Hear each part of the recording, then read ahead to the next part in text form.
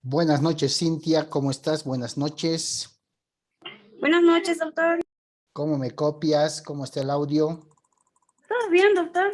Muy bien. Sí, todo bien, doctor. Ok. Les daremos unos segundos, por favor, a los que se vienen conectando. Y los que ya están en línea, por favor, no olviden registrarse en el chat para efectos de asistencia, chicos.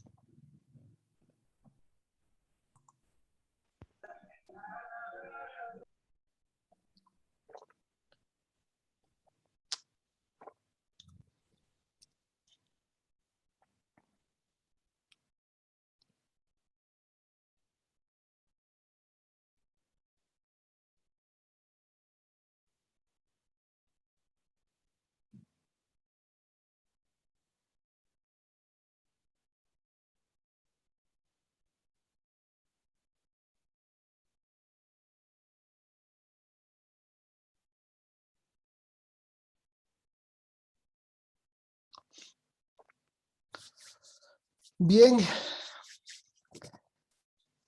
Vamos a admitir a todos los que se están conectando. Espero que todos me escuchen perfectamente. Creo que no tenemos ningún problema de audio.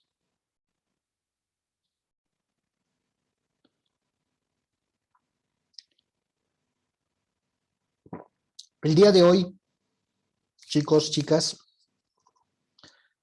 empezamos con el abordaje del primer tema de la materia, teoría general de las obligaciones. Sin embargo, previamente vamos y tenemos que conocer cuál es el origen de esta disciplina, de esta área del derecho, de este libro del derecho civil, de nuestro código, con referencia, siempre tomando en cuenta al derecho romano, que viene a constituir la base de toda legislación, especialmente en la mayoría de los países. Ustedes conocen muy bien cómo el derecho romano, ustedes han llevado la materia de derecho romano, con sus diferentes normativas como la ley de las 12 tablas, el Juris Corpus Civiles de Justiniano y otras, han ido modulando y estableciendo el ordenamiento jurídico de una gran mayoría de los países en el mundo, ¿cierto? El nuestro no ha sido la excepción. Sabemos que nuestro Código Civil tiene sus influencias con el Código argentino, con el Código italiano.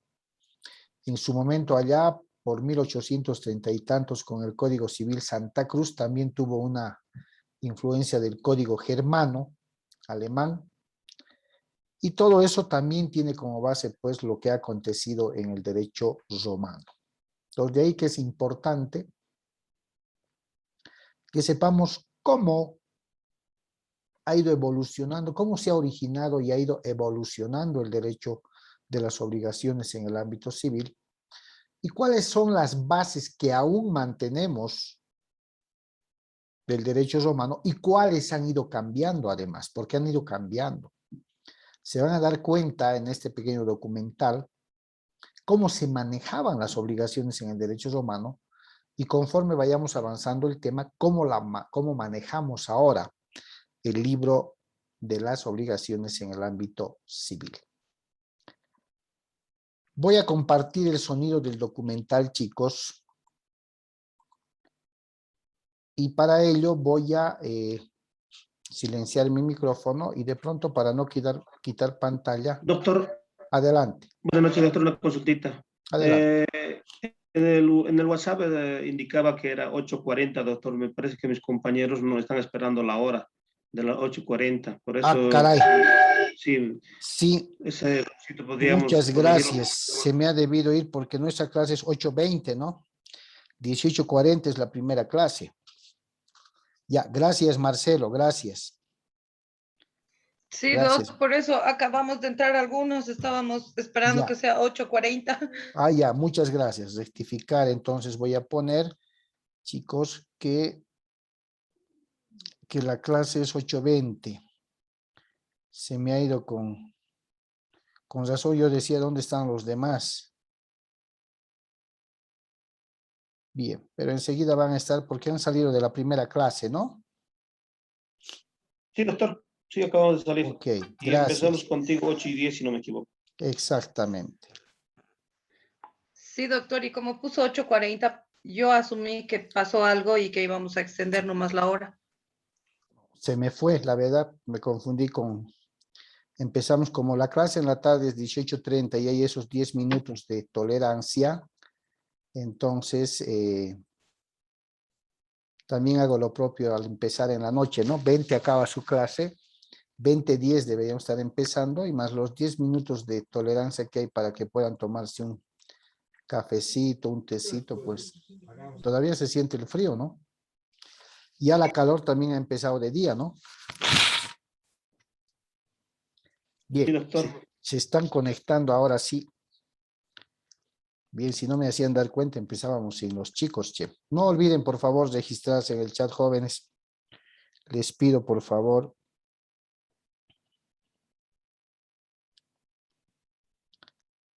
Y empezamos en un par de segundos.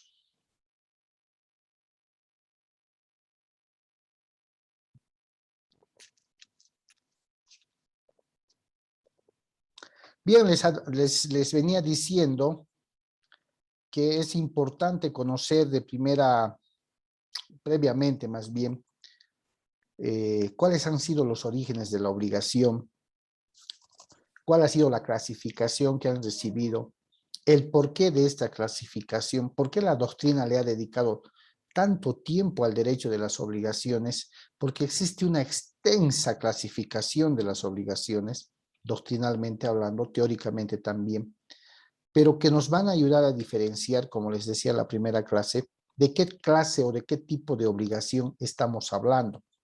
Nuestro Código Civil, conforme se van a ir dando cuenta, establece primero tipos de clasificación, clases de clasificación, ¿no? Y dice que las obligaciones son obligaciones de dar, obligaciones de hacer y obligaciones de no hacer. Las de dar llevan por sinónimo en nuestro código, conforme van a poder establecer posteriormente. Las de dar llevan como sinónimo el término entregar. Las de hacer, realizar. Y las de no hacer, sinónimo de abstención. Estos tres tipos o clases de obligaciones, como lo conceptúa nuestro Código Civil, ¿cierto? Un poco que se confunde con la clasificación en general que vamos a ver de las obligaciones. Entonces viene a veces la confusión de establecer, a ver, las obligaciones son de tres clases, dar, hacer y no hacer. Y cuando hablamos de la clasificación de las obligaciones, me citan las tres. Cuando la clasificación general de las obligaciones, pues nos va a enseñar por excelencia las obligaciones civiles, por ejemplo, las naturales, las obligaciones pecuniarias, importantísimo, y así sucesivamente.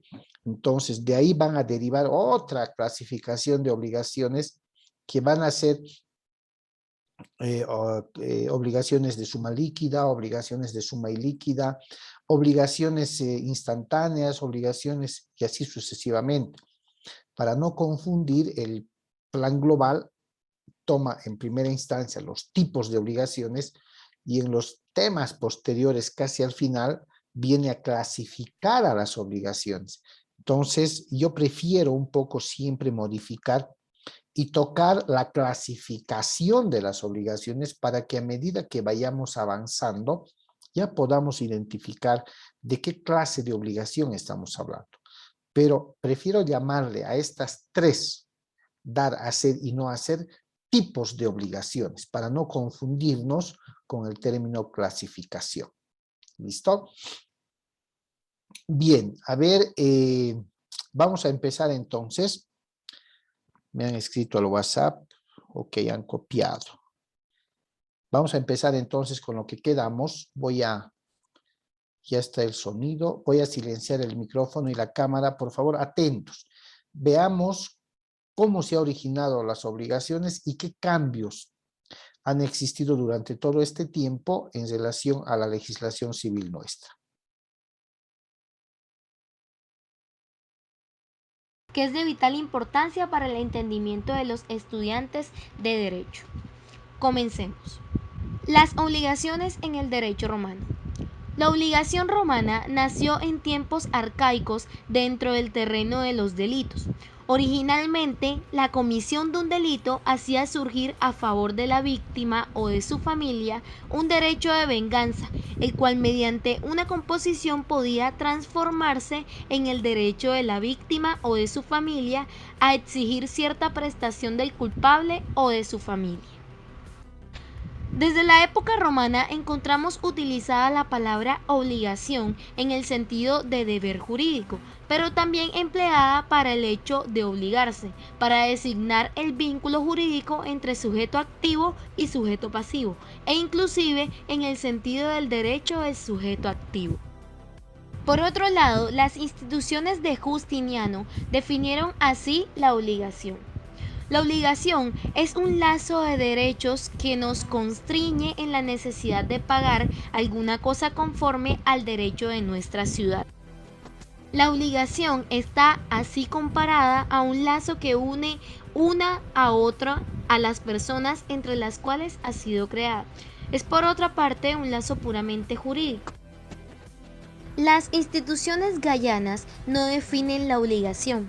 Sin embargo, existe una definición que se le atribuye a un glosador postclásico de Gallo y se encuentra en las instituciones justinianas. La obligación es un vínculo de derecho que nos constriñe en la necesidad de pagar alguna cosa según el derecho de nuestra ciudad. Elementos de la obligación. La obligación crea un lazo que presupone por lo menos dos sujetos, uno activo y otro pasivo. El primero, creditor, sujeta en cierta forma al segundo, debitor, para que le preste la conducta debida. Por otro lado está el vínculo, que es un lazo de derecho que permite al acreedor usar los medios coactivos para que el deudor preste el comportamiento debido. Y el objeto de la obligación consistía en la conducta que el deudor debía observar en provecho del acreedor, así un dar, haber y prestar. De la definición de la obligación surgen los tres elementos de que se compone. El acreedor, un sujeto activo, puede haber uno o varios. Al acreedor pertenece el derecho de exigir del deudor la prestación que es objeto de la obligación.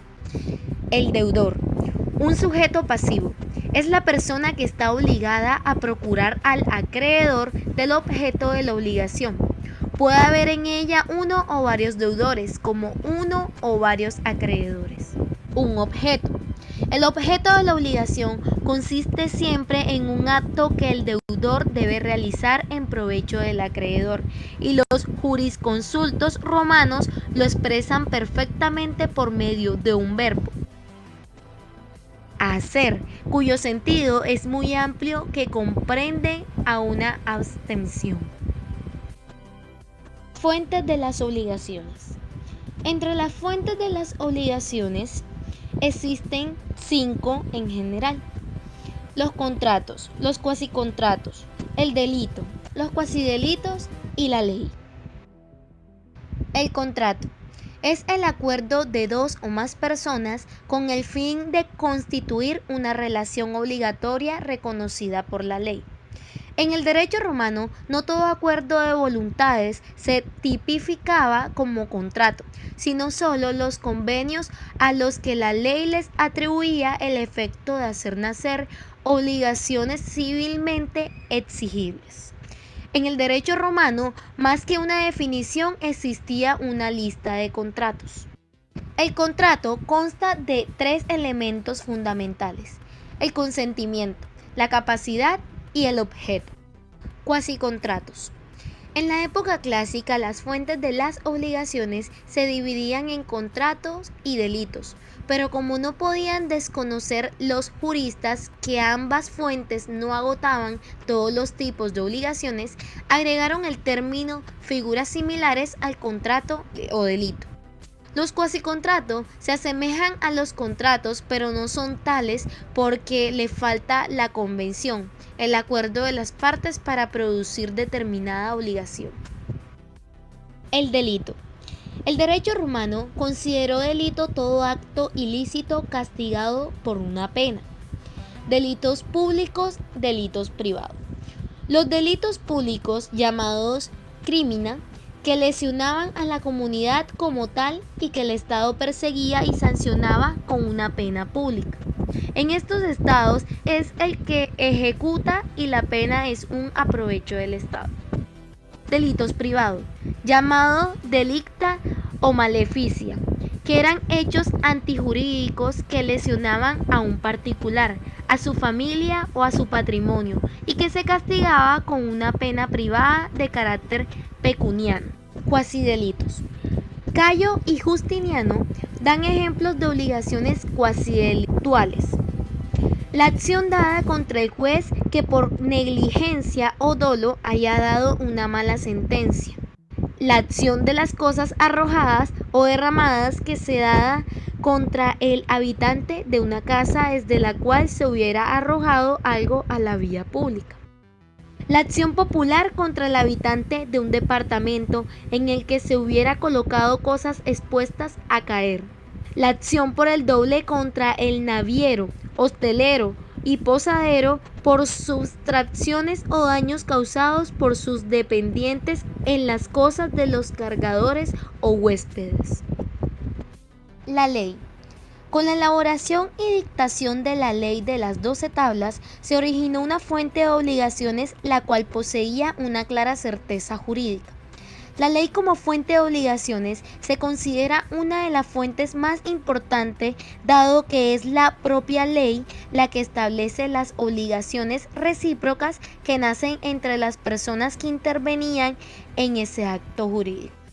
En consecuencia, mediante la creación de nuevas leyes en Roma, se fueron creando fuentes de obligaciones consagradas en el ordenamiento jurídico romano, que se establecían cuáles eran las obligaciones que iban a regir ese acto. En la actualidad y en virtud de la supervivencia de las instituciones jurídicas romanas, es que la doctrina moderna considera como fuente de obligaciones a la ley.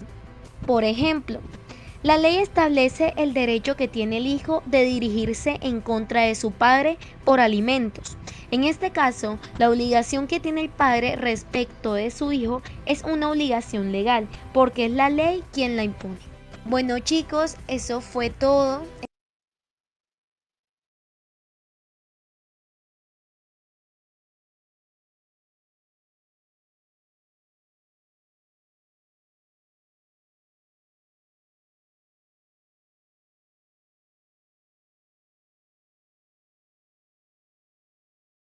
Doctor, su Su micrófono. micrófono está apagado por si acaso. Ahora sí, me escuchan, jóvenes. Sí, Liz, ahora sí. Bien, se han podido dar cuenta en ese documentalcito de 7-8 minutos cuál ha sido el origen, el nacimiento y la evolución de las obligaciones. Si ustedes han percibido, en el derecho romano se los relaciona con qué tipo de delitos, porque se los relaciona con delitos, ¿cierto? El deber jurídico, la responsabilidad personal para el cumplimiento de las obligaciones y no necesariamente cuando utilizan el término personal, dicen a ti eres tú el que me debe algo y tú me tienes que pagar, ¿cierto? Sino la responsabilidad ante el incumplimiento de las obligaciones que a veces lo tenían que pagar con su propio trabajo e incluso dependiendo del monto con su propia vida. Lidia levantó la mano, adelante. Doctor, es como cuando decían el ojo por ojo, diente por diente, porque al principio del video decían eso, ¿verdad? Así Que es. incluso si tú me pegas, yo te pego, ¿no ve? Así es. Lo que me ha quedado ahí como consulta, doctor, es eso del cuasi delito y el cuasi contrato. Cuasi contrato. Son términos que cuando vean contratos van a darse cuenta de que por qué las obligaciones, y fíjense que eso viene desde la teoría romana. La ley es fuente de las obligaciones y las obligaciones son fuente de los contratos. Resulta que en la teoría romana, ¿sí?, se hacían tratos no solamente escritos, sino también verbales. Y se llamaban cuasi contratos a aquellos acuerdos que, habiendo pactado para transformarlos o celebrarlos en contratos, no llegaban a ser perfeccionados. Lo mismo pasaba con el delito y el cuasi delito. Si nosotros definimos qué es el delito, ¿sí?, vamos a definir qué es la infracción de una norma que va a merecer una sanción, ¿cierto? Es decir, cuasi delito se va a conceptualizar como aquel posible delito que no llegó a consumarse, pero que en el derecho romano sí generaba una obligación. Sí generaba una obligación. En el derecho romano, el incumplimiento de una obligación perseguía a la persona, no perseguía como ahora el patrimonio de la persona. De ahí que Bolivia, y fíjense, no vamos a hablar de muchos años atrás, vamos a hablar de la ley Blattman, de René Blattman, por la que se dispone que en materia de deudas económicas no existe cárcel. En Bolivia no existe apremio corporal por deudas pecuniarias o económicas, ¿cierto? En el ámbito civil. Otra cosa distinta va a ser lo que se conozca posteriormente como estafa, estelionato y otro tipo penal. En Roma, cuando un deudor no cumplía con la obligación, ¿sí?, el acreedor no perseguía su patrimonio. El acreedor no remataba sus bienes, no embargaba sus bienes hasta el valor que tuviera la obligación adquirida por este deudor. En Roma, ante el incumplimiento de la obligación adquirida por el deudor, era la persona del deudor de quien se cobraba, ya sea con trabajo, dependiendo del monto que debía, e inclusive si el monto era fuerte, ¿sí?, el monto era fuerte, en el peor de los casos el acreedor podía disponer de la vida del deudor. Con las generaciones esto va cambiando y lo vamos a ver enseguida con el primer tema, teoría general de las obligaciones. Esto va cambiando porque el derecho, y dice bien, las institutas de Justiniano, eso ustedes han llevado en derecho romano. Una de esas institutas en materia de obligaciones es el referente para poder cambiar que ante el incumplimiento de una obligación no se persiga a la persona del deudor, sino a sus bienes, al patrimonio. Por eso se dice ahora, desde el punto de vista de la doctrina y del mismo derecho sustantivo, de que ante el incumplimiento o la generación de una obligación, esta debe ser respaldada por una garantía, ¿cierto? Garantía real, de derechos reales, patrimonio, conjunto de bienes. Por eso es que en la actualidad, especialmente en el tema de las deudas pecuniarias, de las deudas económicas, ¿cierto? Cuando uno presta dinero efectivo, siempre busca respaldar ese préstamo con alguna garantía real, un bien inmueble, dependiendo del monto.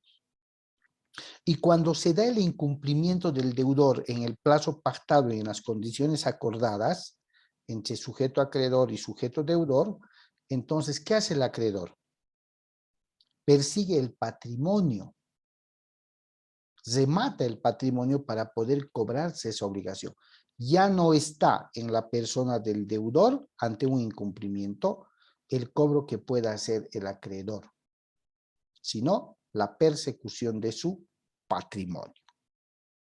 Básicamente, ahora, se han dado cuenta que en Roma ya existía una clasificación, ¿cierto?, de obligaciones. Ya los romanos habían establecido en el desarrollo de sus normativas el cambio de esta modalidad, si vale el término, de ejecutar algún incumplimiento, pero también habían establecido cuál era la forma de generar ese vínculo jurídico, porque una obligación es el nexo o vínculo jurídico que existe entre un sujeto pasivo y un sujeto activo. Un sujeto activo llamado acreedor y un sujeto pasivo llamado deudor. Cuando hablemos de los sujetos, chicos, acreedor, deudor, sujeto activo, sujeto pasivo, no solamente nos estamos refiriendo a deudas u obligaciones de dinero.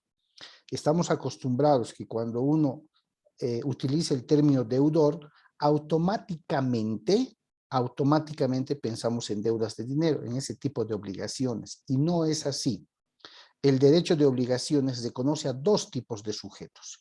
Uno, acreedor, que tiene el derecho de exigir el cumplimiento de una obligación, y un sujeto deudor que tiene el deber de cumplir y satisfacer esa obligación. ¿Ya? Ahora, estos dos sujetos no solamente nos van a funcionar, o no los vamos a usar, si vale el término, en obligaciones de dar o entregar. Acreedor, he dado dinero, he entregado dinero al deudor. Obligación del deudor, volver a devolver, entregar ese dinero al acreedor. También los vamos a usar en obligaciones de hacer y en obligaciones de no hacer. En una obligación de hacer, yo voy a encargar la fabricación de 500 pizarras a una determinada persona. Yo soy quien está pagando y espero recibir las 500 pizarras en el plazo pactado. ¿Soy el acreedor o soy el deudor de esa obligación? El acreedor. El acreedor. Le voy a pagar a la persona del taller, quien tiene que fabricar, tiene que realizar esas 500 pizarras. ¿Quién tiene el deber de cumplir? El señor que va a fabricar las pizarras. ¿Se dan Doctor, cuenta? pero en ese caso también te podrías convertir en ese acto en deudor, ¿no? Por el tema del pago. Exacto. Sí, Una vez pero que están las pizarras hechas. exactamente. Muy buena aclaración. Lo que nos va a ayudar a identificar es el tipo de obligación. ¿Ya? El tipo de obligación. Quien encarga la realización, la fabricación de las pizarras es el acreedor. ¿Por qué? Porque le van a hacer, y grábense este artículo desde ya, vamos a utilizar mucho el artículo 291 del Código Civil, que es el inicio del libro de obligaciones. El 291 del Código Civil nos dice que el acreedor tiene el derecho de exigir y percibir la obligación. Ojo, el derecho. Y el deudor tiene el deber de cumplir, de satisfacer la obligación. Entonces, vamos a verlo desde el tipo de obligaciones. En las obligaciones de no hacer, sinónimo de abstención, está regulada por ley. No puedes plantar árboles de raíces largas o profundas si no es a 3 metros del muro del vecino. La ley está disponiendo que no puedes hacer eso. Estás obligado a no hacerlo porque es una disposición normativa. Es una obligación de no hacer. Abstente de hacer aquello. ¿Cierto? Entonces vamos a manejar indistintamente el término deudor, los términos deudor, acreedor. Bien, vamos a empezar en primera instancia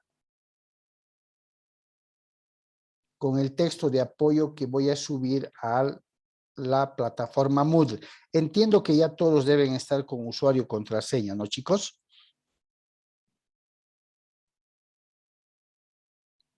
¿O faltan? Creo que habían hasta ayer compañeros que faltaban, doctor. Ya, de todos modos, ya este fin de semana ustedes han debido ver ya he estado decorando un poco la materia con algunas imágenes y voy a ir subiendo los temas correspondientes. Bien. Nuestro primer tema, después de haber visto ese pequeño documental, teoría general de las obligaciones. De manera genérica, de manera general, el derecho civil, ese mundo derecho civil, actualmente se preocupa de dos aspectos importantes: las personas y su patrimonio. Curioso, ¿no? Estaríamos hablando derecho civil 1, personas, derecho civil 2, sus bienes. La antítesis de estos derechos son las obligaciones.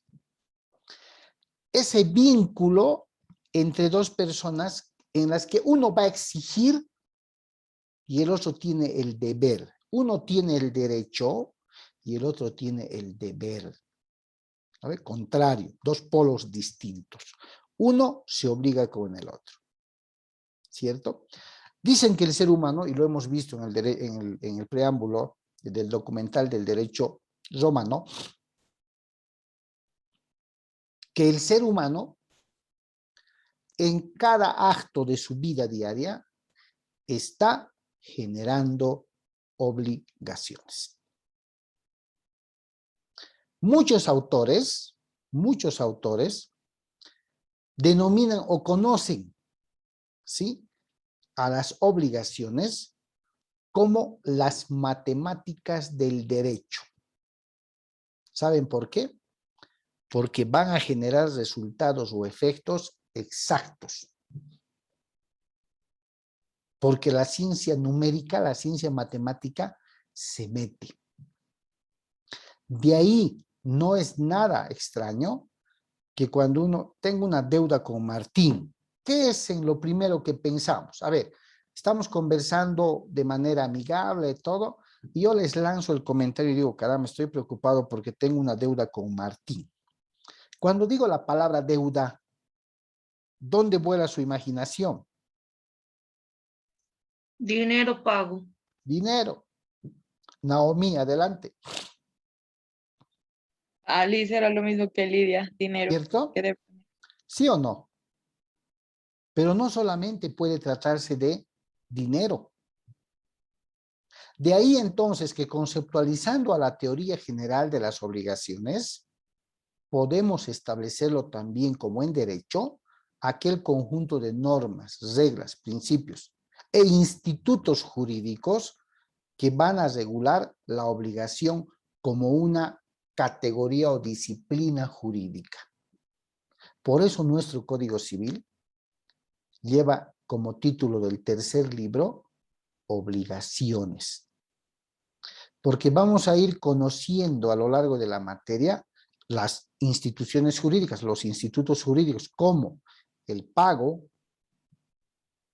la subrogación, el interés, la ejecución por mora, la mora del acreedor. Entonces es un conjunto no solo de reglas y normas jurídicas, sino es un conjunto también de instituciones jurídicas que van a regular ese vínculo entre deudor y acreedor.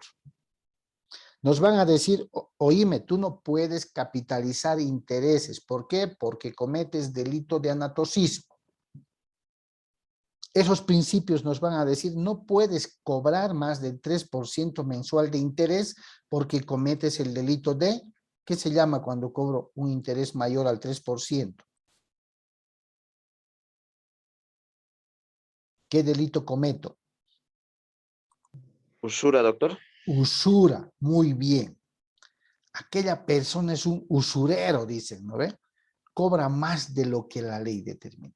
Entonces, a la teoría general de las obligaciones la vamos a definir como aquel conjunto de normas jurídicas, aquel conjunto de reglas, aquel conjunto de principios, pero también de institutos jurídicos que nos van a enseñar a determinar a la obligación en determinado estatus, en determinada categoría jurídica. La Doctor, teoría pero general... esto, Sí, perdón, pero eso adelante. solo va para las personas, porque los bancos, digamos, cuando prestan el dinero, cobran más del 3%. Ah, pero hay un tema, ¿no? Ahí vamos a establecer qué tipo de intereses.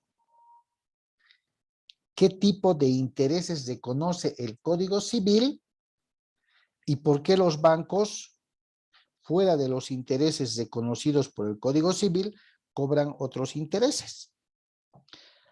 Cuando veamos el tema de los intereses, el Código Civil regula 2, hasta 3, los moratorios, pero 2 oficiales. El interés convencional, que tiene un parámetro máximo, que es el 3% mensual. Por encima de ese interés, no podemos cobrar, en teoría, conforme dice la norma.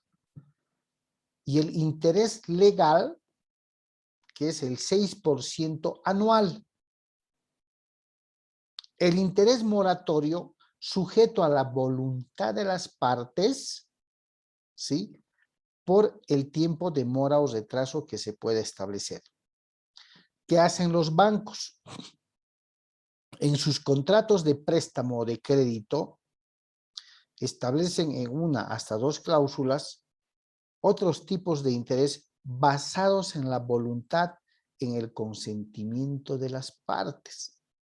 Díganme ustedes, adelantándome, cuando vean contratos van a ver una clasificación que se denomina contratos de libre discusión y contratos de adhesión. Los de libre discusión, como su nombre dice, van a ser aquellos en que las partes negocian, discuten las condiciones del contrato. Si yo quiero vender mi movilidad y pido 12,000, el presunto comprador me va a decir, mire, le pago 11,000. Yo le contrapropondré y diré, ni para usted ni para mí, 11,500 y cerramos el trato. ¿Cierto? Estamos poniéndonos de acuerdo, estamos negociando, discutiendo las condiciones. En cambio, los contratos de adhesión no permiten ningún escenario ni margen de discusión, sino que una de las partes, en este caso nosotros, nos adherimos a las condiciones que ya están preestablecidas en el contrato. Ejemplo, yo negociaré o será factible que negocie las cláusulas del contrato de préstamo con el banco o las debo acatar y adherirme tal cual están. Debo acatar y adherirme. ¿Contrato de libre discusión o contrato de adhesión? Contrato de adhesión. De adhesión. Yo voy a BOA porque necesito viajar. Le digo, quiero un pasaje para la ciudad de Santa Cruz. ¿Cuánto está el billete? Qué sé yo, me dice 280. Le pago 250, ni para usted ni para mí. ¿Hago eso? ¿O pago y directamente acato las condiciones de la empresa?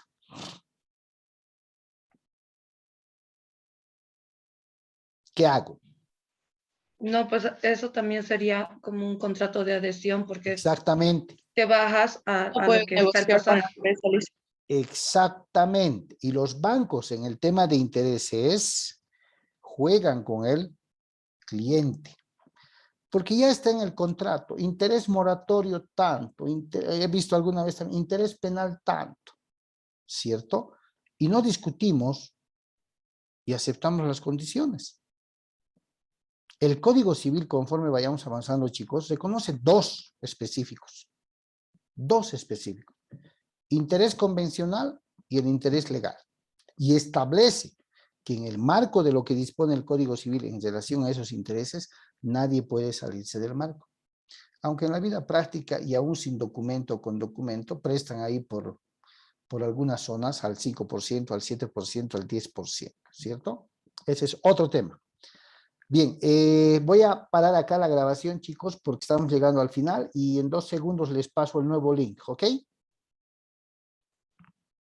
Gracias, doctor. Listo, en 2 segundos les vuelvo a